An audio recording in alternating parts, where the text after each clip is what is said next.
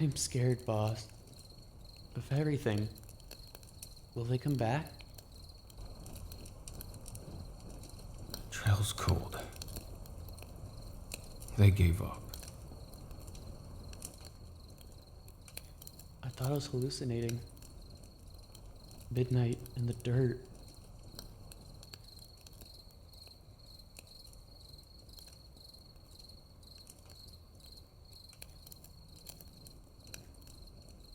Why'd you spare her?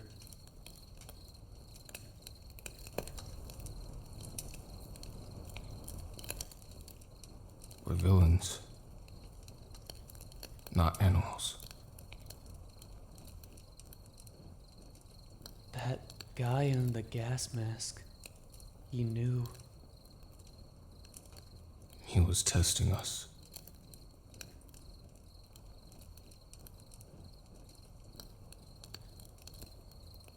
What would have happened to her if we hadn't been there?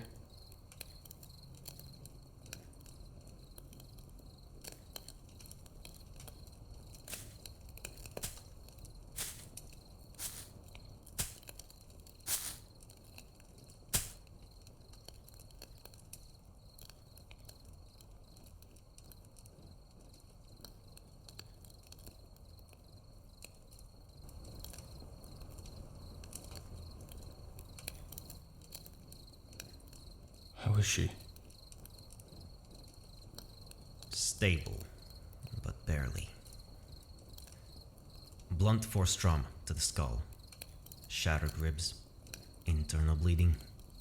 The list goes on.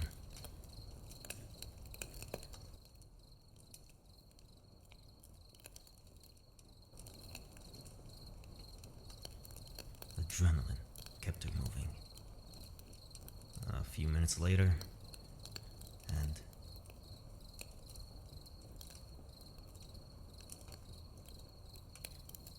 she was exhausted. Her body just shut down.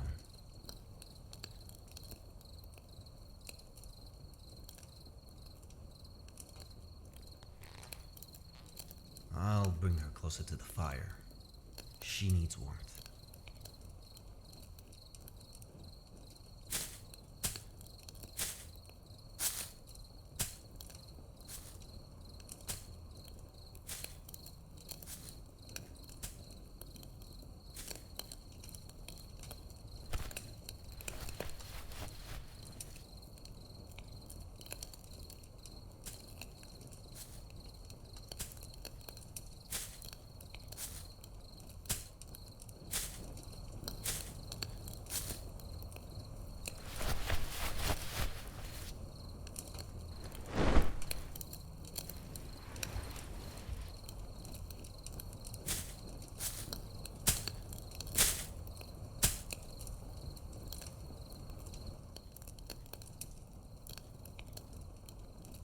After the fall, they would have found her.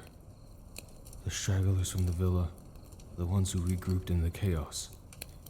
And that man in the gas mask, he'd have stepped forward first, told the others he'd handle it alone.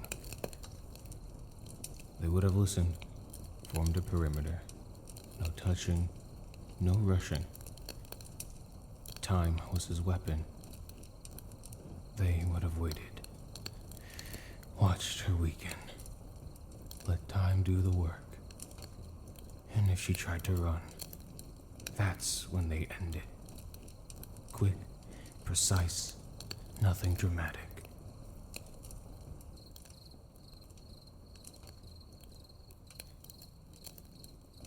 You knew he'd want to fight her? Alone? Yeah. You can tell. In the manga, he's called her deliberate, calculating. He even claims it before he moves in. She's mine. In the anime, he just charges. Same moment, less weight. Two versions of the same monster. He wasn't chasing blood. He wasn't a sadist. He was following purpose, orders. That's why they surround her. and wait. Hope of escape gone. Time would have killed her faster than any blade.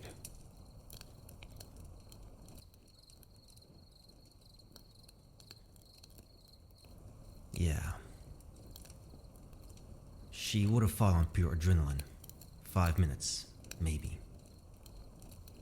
After that, her body would have started shutting down.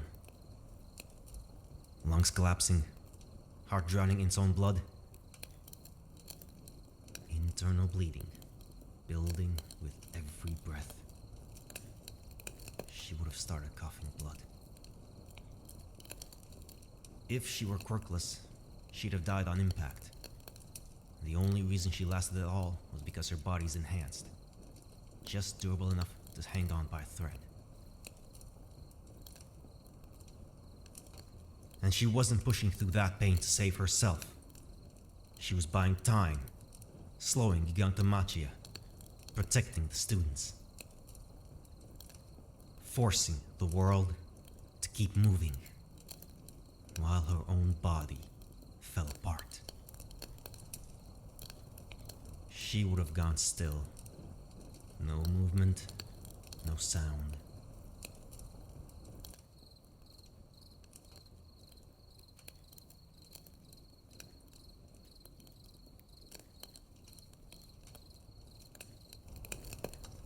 Do you think they would have mangled her? Done something? No. No.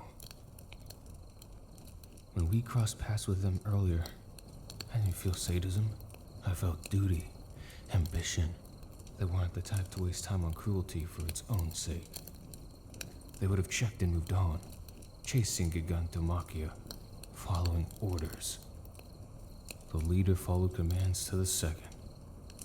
If anyone hesitated, he would have handled it himself.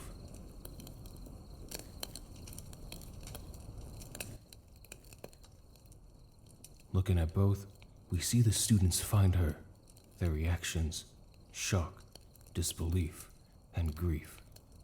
They cried, they held her, they mourned. But they weren't horrified. They didn't recoil, run away, or vomit.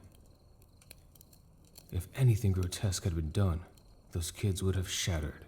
It would have been too much, and we would know. You'd see panic, terror, long-lasting trauma, not sorrow. Their reactions are grief-driven, the kind you see at funerals, not at gore.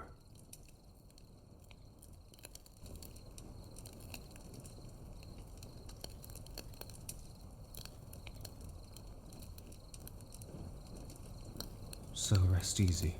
She wasn't mangled. She wasn't desecrated. She fought. She fell. And that was all. Any more than that, it's just a fantasy.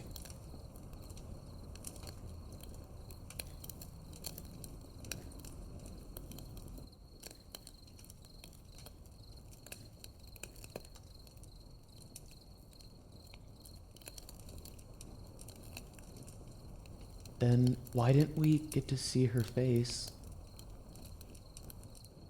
It was already enough to send the message. Keeping it unseen preserved her dignity, or whatever's left. He wanted grief, not gore. Respect, not horror.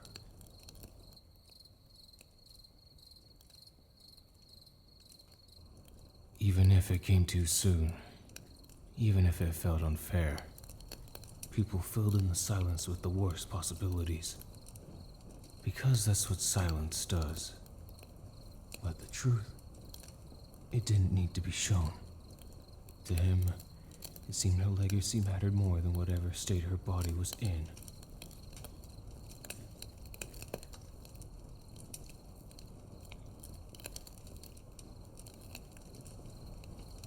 You mean people had to imagine her death?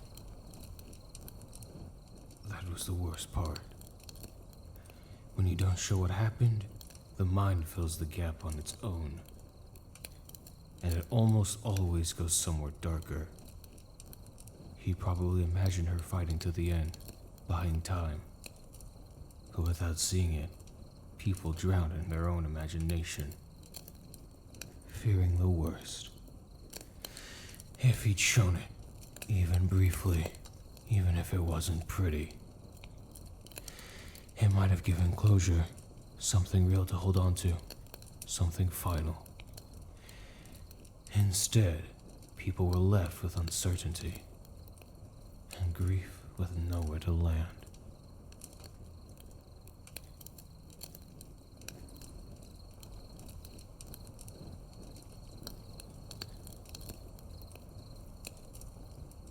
Was there any difference between the stories? Yeah. In the anime, they showed her face up, but completely hidden. That staging invited the worst. In the manga, she was face down, collapsed naturally from her wounds. We couldn't see her face, but we understood. Just exhaustion and sacrifice. The anime framing suggested something darker, something the original story never intended.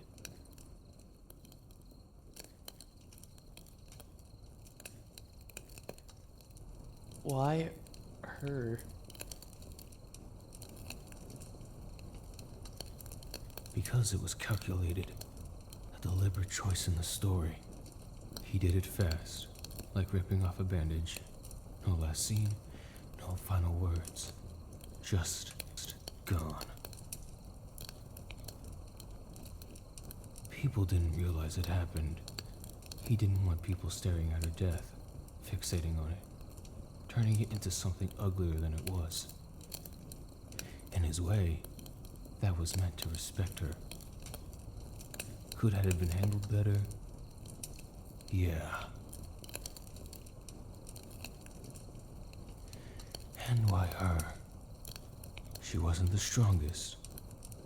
She wasn't the weakest. But she was someone people trusted. Flashy on the outside, warm underneath, bold when she needed to be, gentle when it mattered. She was the kind of hero who made a room feel brighter just by being in it. When someone like that falls, it can cut deeper than strength or rank. And yeah, people say someone else could have died. Stronger heroes, bigger names. But that's exactly why it wasn't them. Expected deaths don't change a world.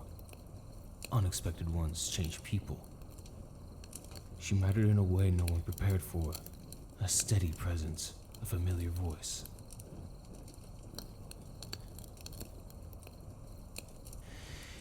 Take away a powerhouse, and the war shifts.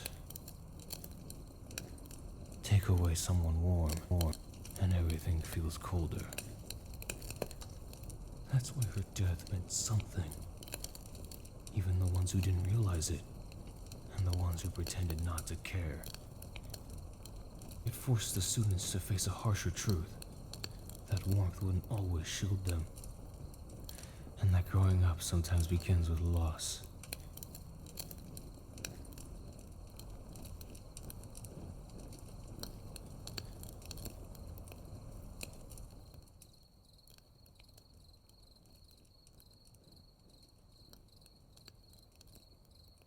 The last panel of 296.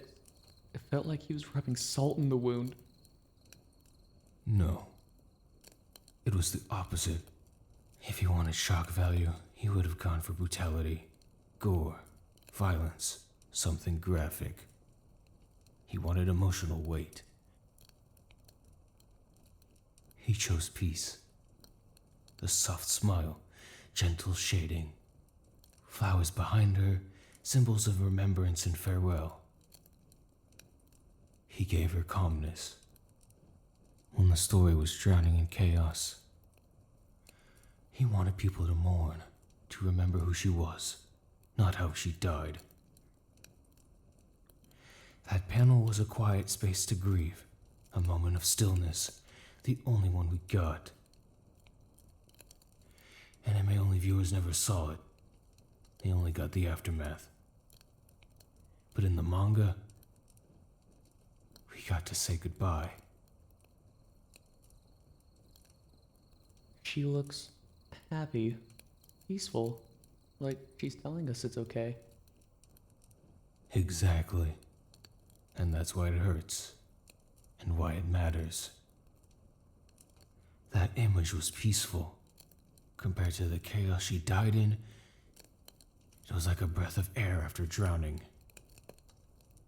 It gave us space to stop, to process it. And more than anything, it reminded us of who she was. Her smile, the softness in her eyes, the flowers behind her. It all said one thing. Remember the person, not the pain.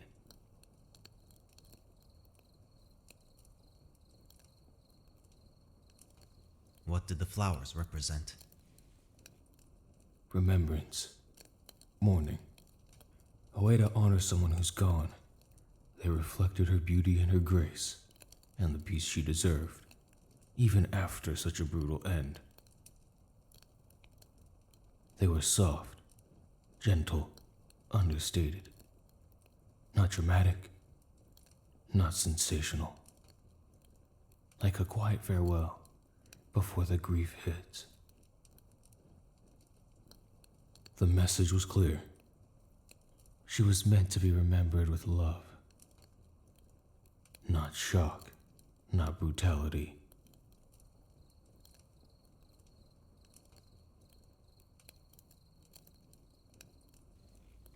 What about her smile? It was soft, not forced, not dramatic. It said three things. First, acceptance.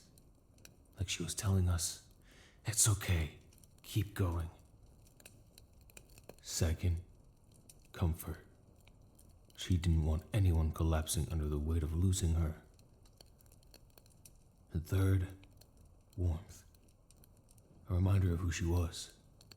A protector, a teacher. Someone who cared deeply and always put others first. That smile showed peace, not fear, not suffering. It was her last lesson. Live on, don't break.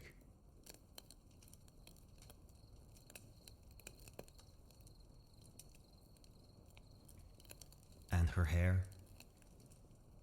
Freedom, transition, moving on. The way it flowed, loose, gentle, gave a sense of motion, like a breeze carrying her forward. It made the scene calm, liberating, not violent, not abrupt. It showed she wasn't trapped in the moment of death. She was letting go.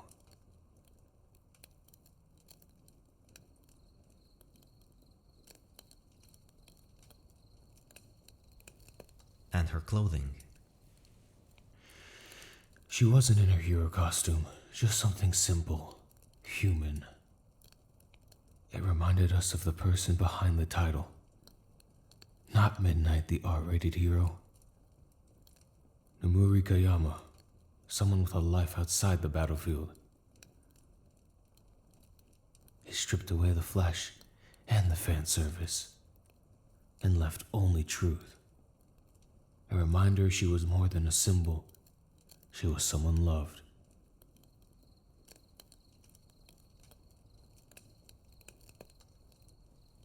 And the blank background? It forced all attention onto her. No battlefield, no blood, no chaos, no noise. Just stillness. Just her. No distractions, no spectacle to hide behind.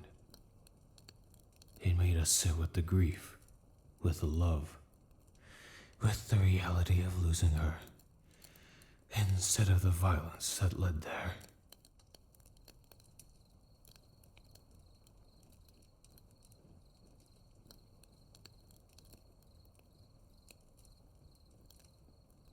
What's your final opinion? A peaceful farewell, honoring her life, not her death. A reminder of her warmth, her humanity. It was closure. He didn't want us fixating on how she died. He wanted us to remember who she was. That drawing was respectful, deliberate, heartfelt.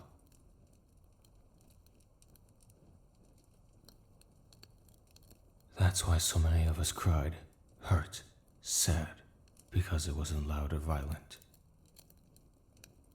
It was gentle, quiet, honest grief. And a war drowning in destruction, showing her at peace, was the strongest contrast in the whole story. So no, it wasn't rubbing salt in the wound. It was a eulogy, in the form of art.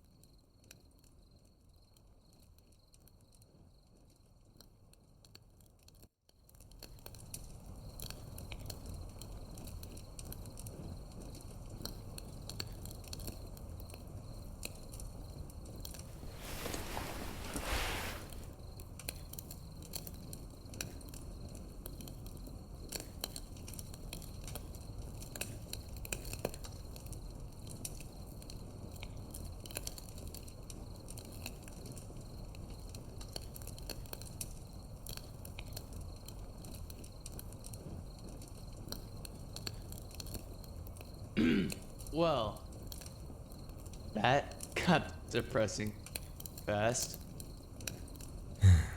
You started it. Yeah. New topic before we all cry again. One villain or hero you'd sleep with. His horny dog. Keep it respectful. Midnight. She's warm, maternal. That hug she gave at the police station to that bomb villain, I need that. I second that. She's literally right there, degenerates. Anyway, Marco. She'd be a lot of fun.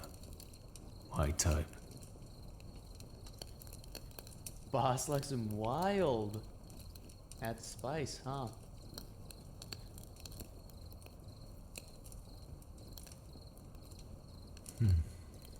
No, lady.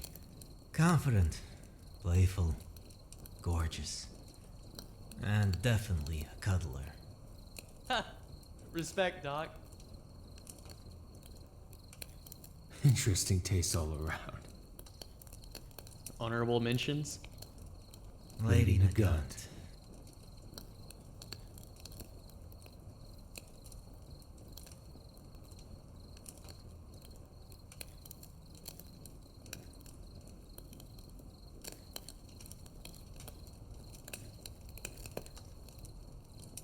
Sleep. Long night ahead.